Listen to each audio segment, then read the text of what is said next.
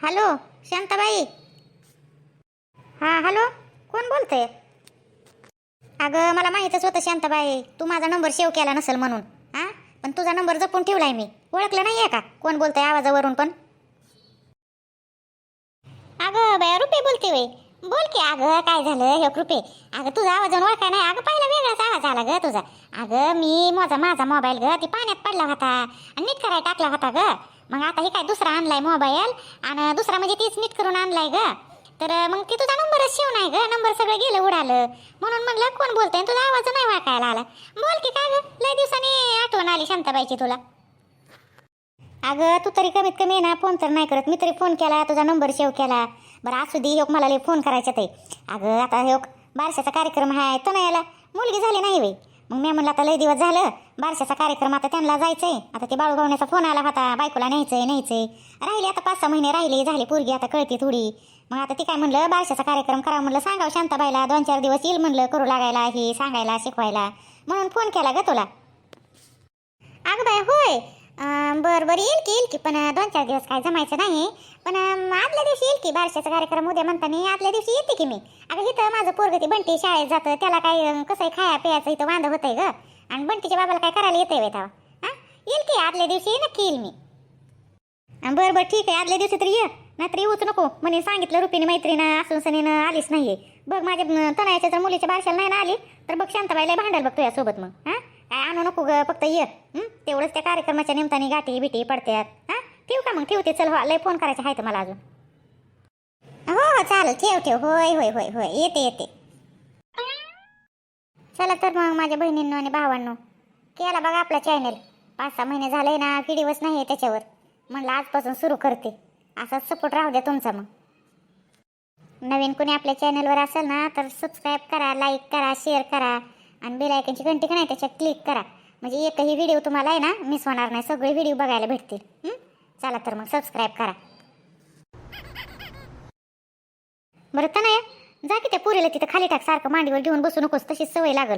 आता हिथं आहे तोपर्यंत घेऊन बसते, उद्या तिकडे सासरी गेल्यानंतर हां सगळं घरातलं तुलाच काम करावं लागतं. या सासू घेऊन बसल का? जाते रानात लगेच उठलं की. हां त्याच्यामुळं तिला तसे मांडीवरची सवय लागू नको, नाहीतर खाली टाकले की मग रडत बसल. मम्मी मी किती दिवस झाले इकडे राहिली ना ग. मला तर आता इथलीच सवय झाली आहे. असं वाटतंय तिकडे जायलाच नको. पण मम्मी मी गेल्यानंतर तुला करमल का ग? असं एकदम बुचं घर वाटेल ना ग. मला पण तिकडे गेल्यावर करमणार नाही.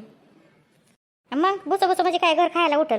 राख इथंच कायमची. मी तुला काय म्हणते काय, पहिल्यापासून जसं लग्न झालंय तसं तुला म्हणते इथं राहा. पण तुझं प्रेम आहे ना त्या बाळूजी करत राहते. आता काय करायचं, आता पोरगी हे झाला संसार, काय करणार आहे. त्याच्यामुळे जाऊ दे बाई. एवढं सगळं तू आईच्या जीवाला ताप दिलाय तर आहे का नाही आईचं प्रेम? अगं शेवटी आईची असते अगं तनूया. बरं हे कर, आवर मी सगळ्यांना फोन ही करते. तुला खायला काय आणायचंय का? ती थोडासा आहे ना तुपातला रवा केलाय, घे तेवढा खाऊन सनी. म्हणजे पुरीला दूध ही येतं, खात जा जरा थोडं, पोरगी पिते म्हणल्यावर. नाही मम्मी मागाशीच नाश्ता केलाय, आता नकोय मला काय. मम्मी तू सगळं विसरून जा की ग. तू आहे ना अजून पण आहे ना बाळूजीवर आहे ना असं म्हणजे तिरस्कार का करते ग? त्यांनी काय केलंय तुझं? मी किती आनंदात आहे अगं त्यांच्यासोबत आहे ना. मी सुखाने संसार करते, मला एका शब्दाने पण दुखवत नाहीये ते. आता हे बघ नवरा बायको म्हणल्यानंतर थोडं भांड्याला लागणार, थोडं भांडणं होणारच ना ग. पण आम्ही एकमेकात दोघं ना एकमेकावर एवढं प्रेम करतोय ना, आम्ही भांडणं जरी केले तरी एकमेकाशिवाय राहूच नाही शकत.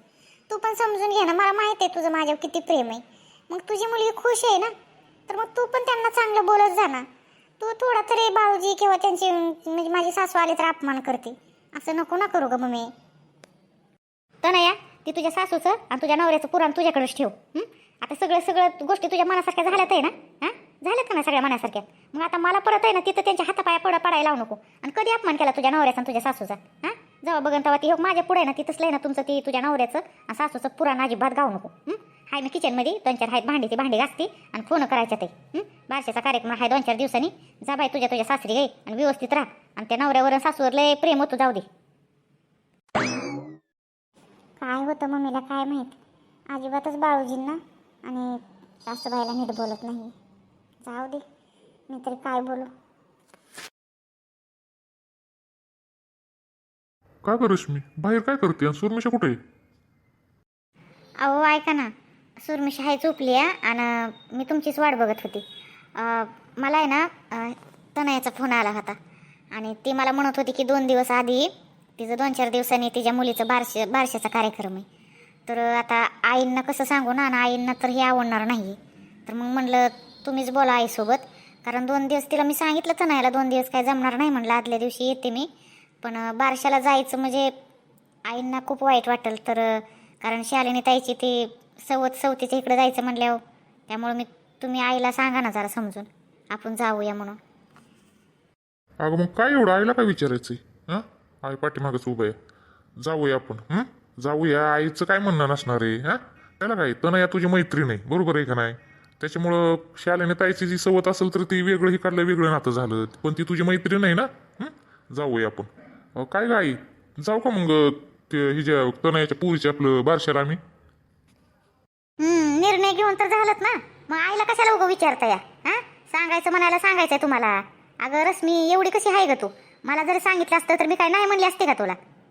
अगं काय, जा आत्ताच जा. आला होता ना तुझ्या मैत्रिणीचा फोन आला होता का नाही? काय रे सुरेश, आला होता त्या तनयाचा फोन आला होता ना. माझ्या पुरीची सवत आहे, तिला कळायला पाहिजे.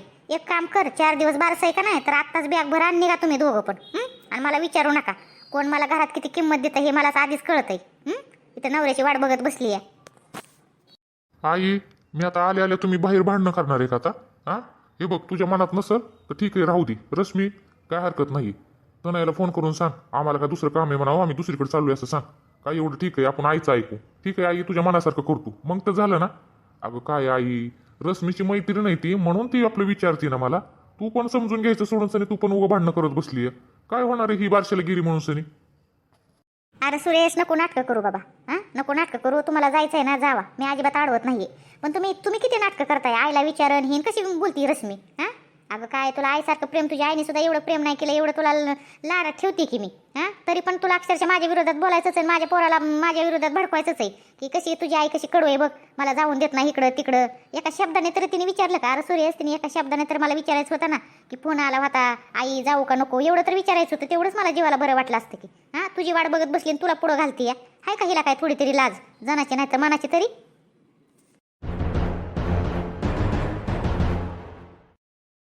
सुरमिशीचे बाबा, ठीक आहे, आपण नको जायला. मी तनयाला फोन करून सांगते नाही येत म्हणून, कारण आई पण तिकडून येणार होते ना.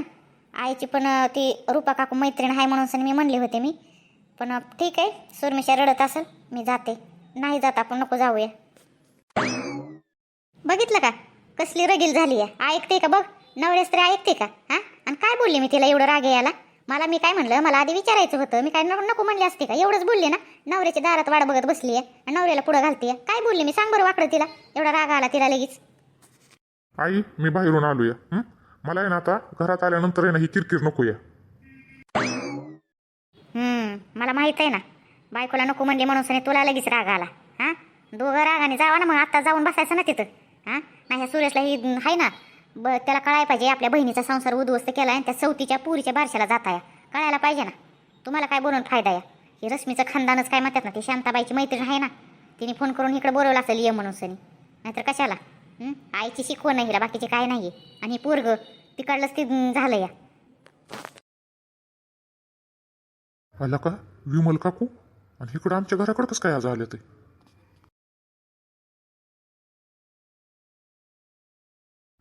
विमल वहिनी, या ना, या आमच्या घराकडं आज कसं काय वाट चुकली तुमची? या की काय काम होतं? या ना घरात या. अहो नाही भाऊजी, तुमच्याकडे काय काम नव्हतं, माझं शांताबाईकडे काम होतं. अहो उद्याच्याला आहे ना आमच्या इथं हे हळदी कुंकाचा कार्यक्रम आहे, म्हणून शांताबाईला आहे ना फोन नाही लागला म्हणून सांगायला आले होते. बोला ना जरा, शांताबाई कुठे गेली, आहे का नाही घरात?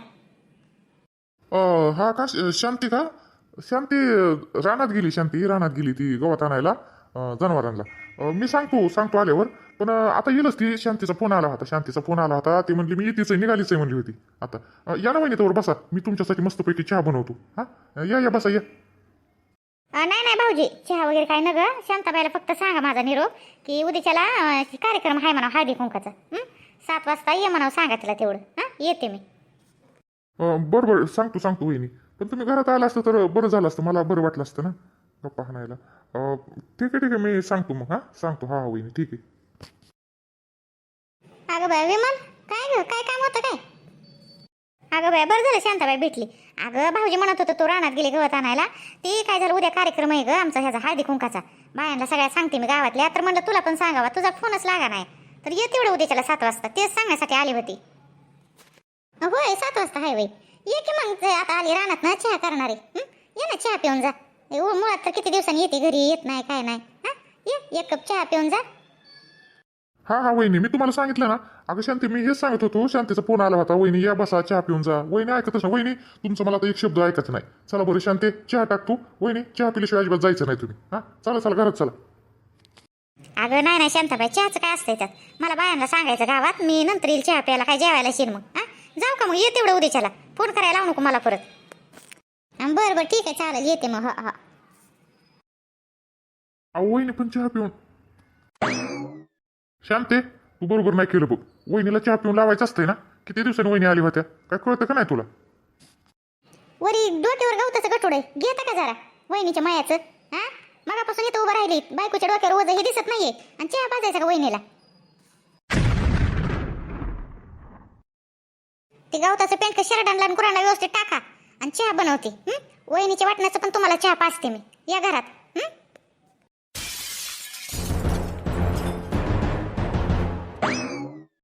आईला बायकोला काय झालं?